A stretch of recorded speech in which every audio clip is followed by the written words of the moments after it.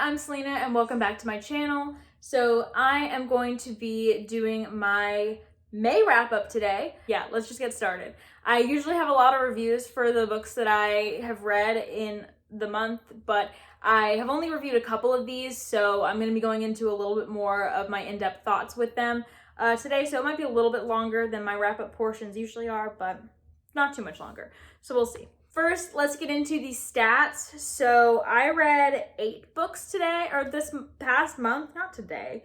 And as for the mediums, I read 4 novels, 3 novellas, and 1 short story. As far as star ratings go, I had pretty high ratings, but you know, I still feel like I had varied feelings on them. So I had 6 4 stars and 2 5 stars. As far as genres, I read 6 fantasy, 1 sci-fi, and then 1 was a comedy of manners classic.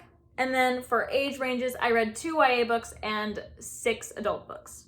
And then if you haven't seen a wrap up of mine before, you won't know that I start my wrap-ups by going through the books I like the least and then leading up to my favorite of the month. So I think my least favorite of this month was probably Northanger Abbey by Jane Austen. This is like a 3.7. My roommate's looking at me in disgust. It's not as good as the others, I promise. I was expecting to love this book and it was good, but I am shocked that I didn't give it 5 stars. This was a 5-star prediction for me and I'm a little shocked with it.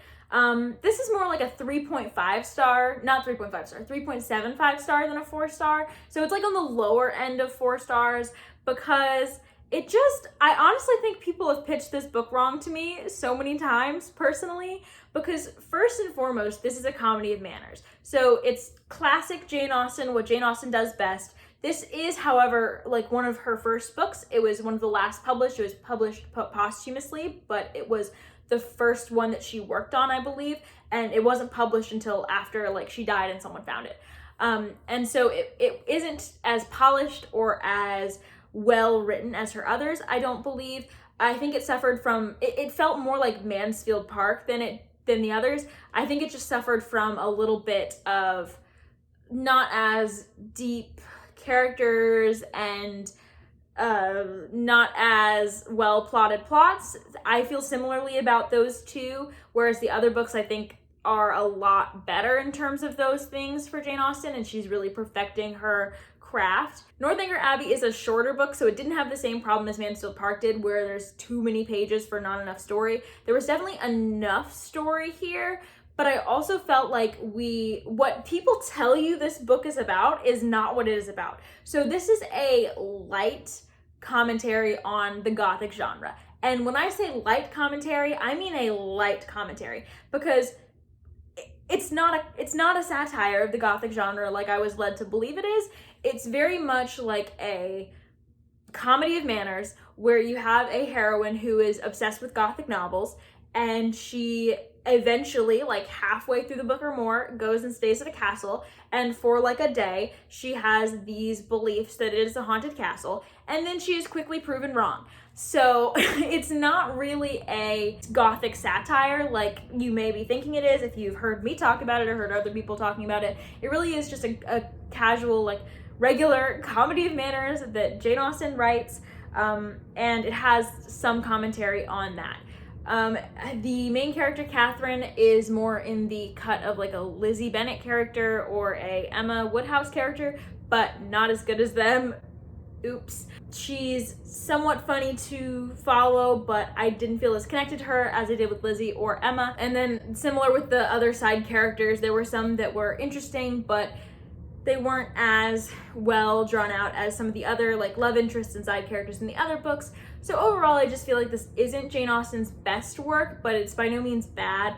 I enjoyed it. It just isn't necessarily my favorite. And that's probably all I'm gonna say on that. So yeah, I'm gonna move on now. The 4 stars of this month are really hard to rank. So I'm gonna try my best, but I think my next 4-star might be The Sleeper and the Spindle by Neil Gaiman. I know, I'm shocked too that this isn't a 5 stars. I thought this was gonna be a 5 stars. It's absolutely gorgeous, has amazing illustrations by Chris Riddell. It is a fairy tale-esque story that is kind of we follow Snow White after Snow White as she is going to save Sleeping Beauty from her tower. And it really subverts those stories and the tropes in those stories. It was unexpected the whole way through. It was enjoyable. It kept you on the edge of your seat with plot. I thought I knew about this book and it still managed to surprise me, and I love that. So there were things about this book that I so enjoyed, but I honestly feel like I expected to love it a lot more than I did, just because it is so short, and that's fine. I do love short books, but I feel like this is one where it did lack some of the depth of the other Neil Gaiman stories I've read, because it is so short, even though he can write short stories very well. Like Coraline, The Ocean of the Lane are definitely longer than this. Like, this is a short story, and those are like novellas, but they're short and they feel complete. And this feels complete. It just feels more surface level than his others to me. I don't know. This is another one I feel like I had the wrong expectations about, and I think that was somewhat helpful to me because it helped me not see a lot of the twists coming. But it also, the stuff that people say about this is just like not true, and I don't want to like say much more because I don't want to spoil anything. But if you're interested in if you've read this and you're interested in like what my gripes are with how people pitch this, you can check my Goodreads review. I will leave that linked, because I don't know what people are doing pitching this as a certain kind of book, because it's just simply not. Anyways, this is a really like gorgeous copy and a really great book. It has Neil Gaiman's signature writing style. It's a really great retelling of fairy tales, but just know what you're getting. You're getting a fairy tale, and fairy tales for me, I love them, but a lot of times they are more of that 4-star feeling because they are so short, they do lack depth. And this one has, I think, a little bit more depth than your average like Grimm's fairy tale. But as a genre, they're not necessarily supposed to be super detailed or have a lot of depth, and that is just why they tend to be like a 4-star for me rather than like a full 5. My next 4-star is To Be Taught If Fortunate by Becky Chambers. This is it's the first novella that I'm going to talk about here, and it is a adult sci-fi. This is a very character-driven sci-fi. I feel like my friend Udi has these theories on novellas. Like, if you're gonna have a novella, you can really only focus on 2 of the 3-ish main components of a story: character, plot, and setting. And the more I read of novellas, I do feel like there's some truth to that, especially with this one. This one definitely chooses to focus more on characters and setting rather than plot, because we really don't have much of a plot. What this book is about this group of 4 characters, I think, yes, 4, who have all like given up their lives on Earth to enter into this like I don't remember what they call it, but it's like this sleeping like stasis where they travel to different planets in the sleep, and then they wake up when they're there, and they collect research to send back to Earth.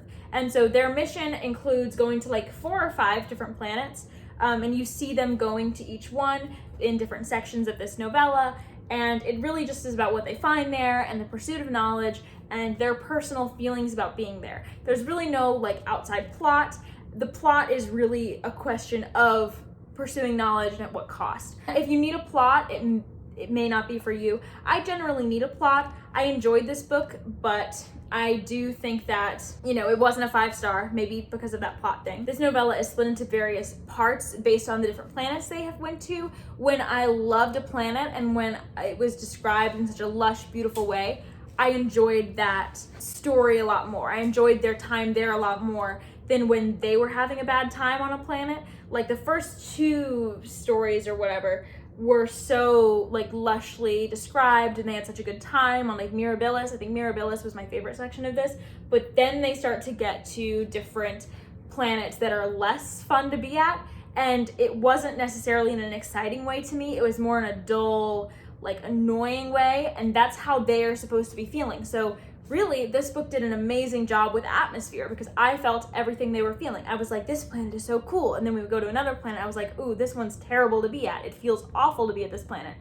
And so I think that the book was successful in that atmosphere, but it also put a damper on it a bit for me, because once we got to the planets that you're supposed to enjoy less, I just enjoyed the whole book less. So that's why it didn't end up being like a 4.5 or 5 stars, because the second half I did enjoy a lot less than the first half. But I would recommend it to sci-fi fans, especially if you're a beginner sci-fi and you're kind of intimidated by like the plot and ideas part of the genre, this one is entirely character and setting. So if those are your favorite parts of sci-fi, this would be a great one for you to pick up. The next 4-star that I read was The Never Tilting World by Rin Chupeco. This is a YA fantasy. I have actually just filmed a review for this. It should be up already. So I'm just gonna link that. I'm not gonna say too much about this.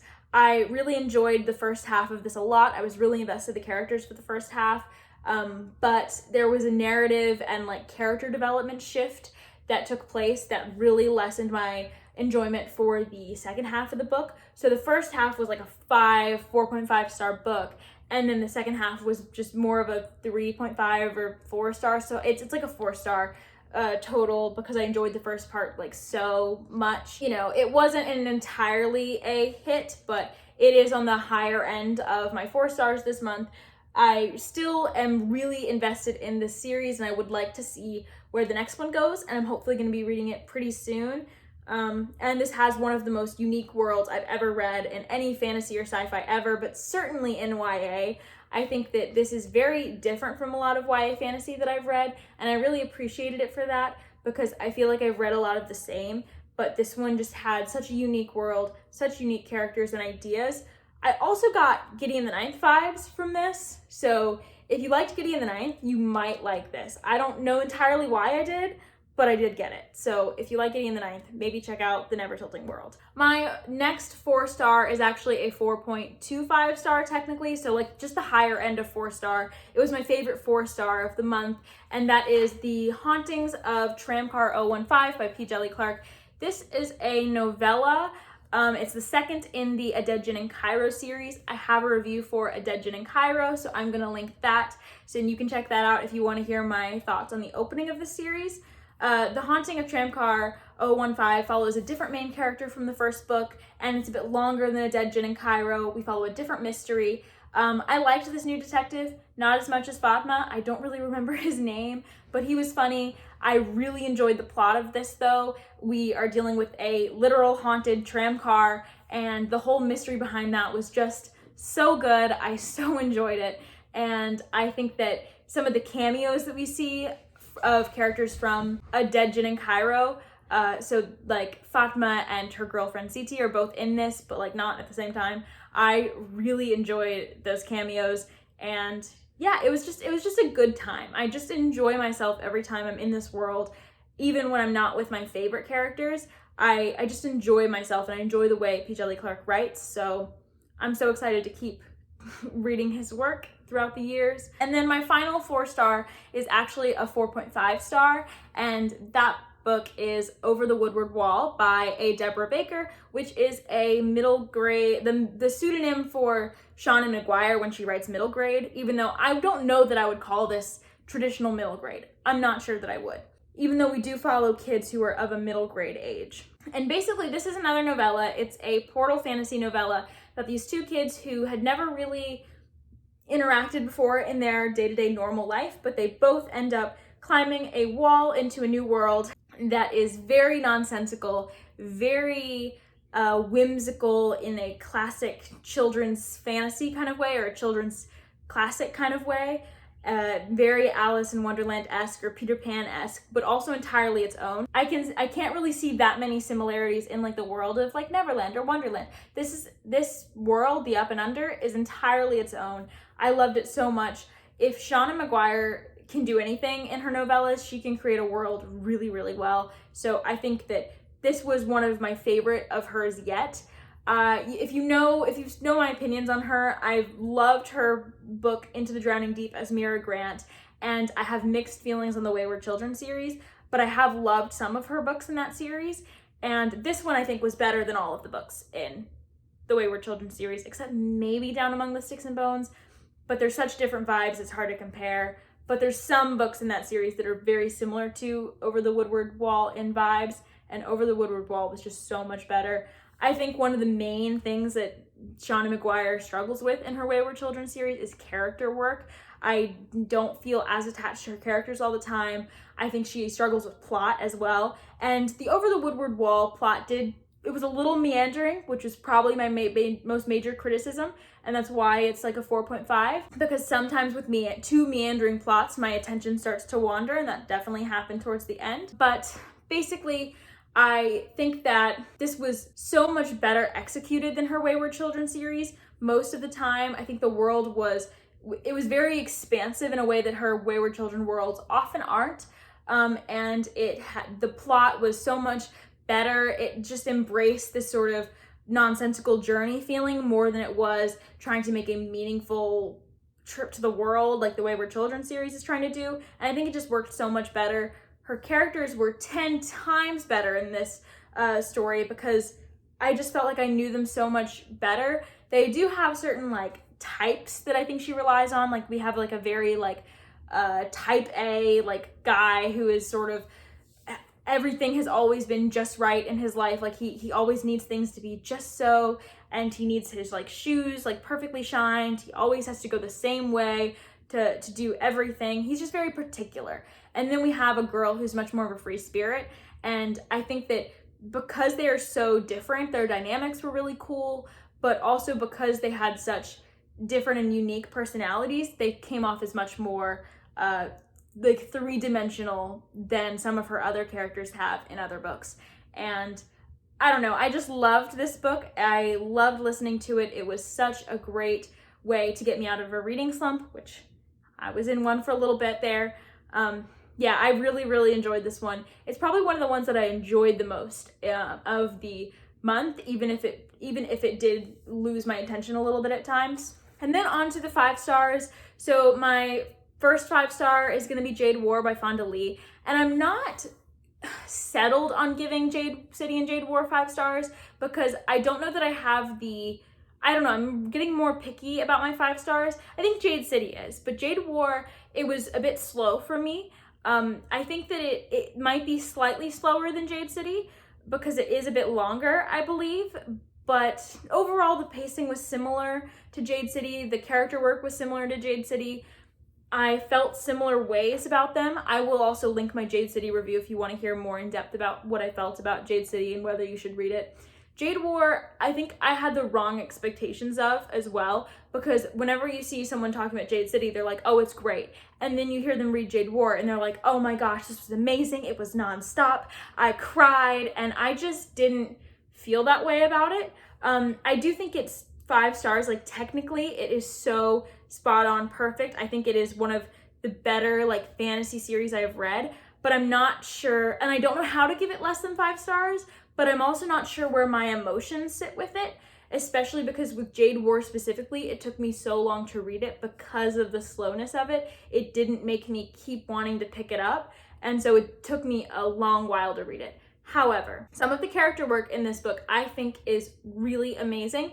I still think about and can feel the work that she did with Andon and when I think about it, and Shay. And so I do think that Jade War succeeds in like sticking with me, and it's amazingly plotted despite its slowness. I think that it has a very intricate plot, and so in that when you are reading the plot at the beginning of the book, it's laying seeds for later, and then things will come back that you didn't expect to come back. We will bring things over from Jade City and continue those plots. It will take some of those plots in directions that you've been expecting and some that you won't have been expecting.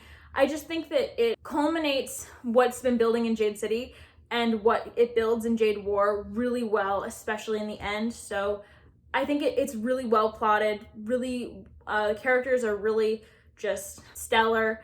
And I obviously recommend this series. I did give it 5 stars. I think it will stay at 5 stars, but you know, it's not I don't think it's a new like top 5 favorite series because I don't have that favorite series love in my heart for it. So I don't know, but it is definitely up there as one of the best series I've read, like technically, and just everything it did. And then the final book that I'm going to talk about this month, and my favorite book of the month, my favorite 5-star, hands down a new favorite, series, book, whatever, A Master of Jinn by P. Djeli Clark. This is the 3rd book in the A Dead Jinn in Cairo series. I read the 2nd and 3rd this month. And this one is a full-size novel, as you can see. And this one really picks up with where A Dead Gin in Cairo left off. The Haunting of Tramcar015 is more of like a side quest sort of thing that sort of ties back in some ways to A Master of Jinn, but more as just like references rather than a plot continuation, whereas The Dead Gin in Cairo is absolutely a plot like starter and is continued to A Master of Jinn. I would not recommend skipping A Dead Gin in Cairo if you're going to read A Master of Jinn, but I also don't recommend skipping The Haunting of Tramcar015, but you could skip that one. But you can't skip A Dead Gin in Cairo. I highly recommend this series though, because it is so amazing. The world is this historical Cairo that is like free of colonizers, but is still dealing with a lot of economic issues and dealings with other countries, and it has its own like feminist movements coming up, and it has its own internal like colorism and like different problems that with like prejudice over ethnicity and poverty.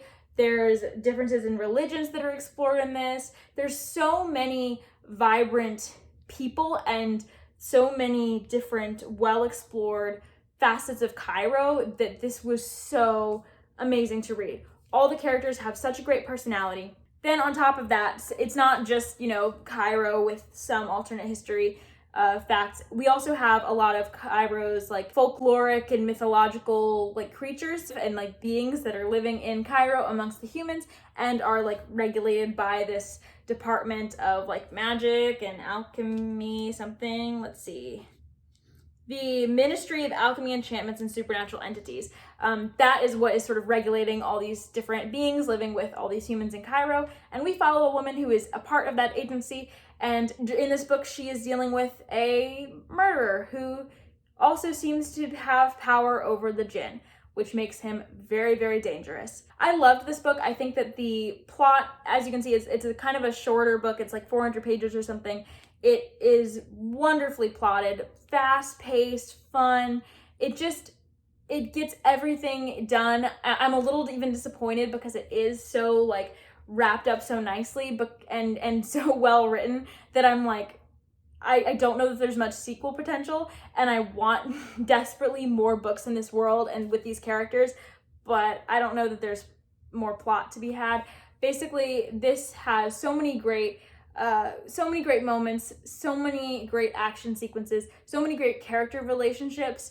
Fatma, the relationship she has with her assigned partner in her job, and with her romantic relationship and her friendships, all of them are so great to watch and like see develop as the book goes on. I also love the themes. There's tons of themes in this about like racism and sexism and classism and the intersection and colonization and taking what's not yours and exploitation, and it's so good, and it also is such a fun like romp almost. It's not, I don't know about a romp, but it's a fun book that manages to talk about all of that without, I don't know, it's not like necessarily a theme book, but it is a book that has a lot of themes that it is dealing with in the background of its really fun, fast-paced plot. And I just so enjoyed this. It's definitely more of a plot-driven book, but it has great characters, it has a great setting and great themes. So I highly recommend this. It's one of my new favorites, and I think so many more people should read it. It's highly underrated. These are some of the books that I read in the month of May, and I will see you in my next video. Let me know what you read in the month of May, and I'll see you next time. Bye.